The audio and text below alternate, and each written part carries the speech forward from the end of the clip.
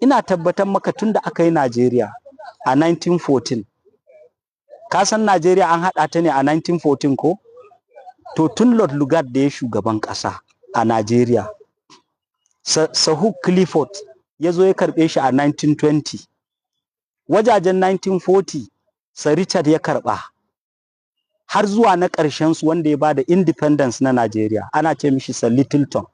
Na rantse ma da Allah ba a taɓa shugaba ba daga lokacin waɗancan har zuwa Tafawa Ɓalewa, har danniyan da sojoji suka yi, har zuwa lokacin da Obasanjo ya shiga wannan tsari na yanzu, har zuwa Muhammadu Buhari da muke kuka da shi. Na rantse ma da Allah ba a taɓa shugaban da ya zalunci a Najeriya ba irin Ahmad Bola Tinubu, kuma akai yake. Don haka 'yan Najeriya ko su tsaya in suka ga dama su karɓi kuɗi su yi zaɓe, matsalar su ne. Amma in aka yadda ya wuce a matsayin shugaban ƙasa,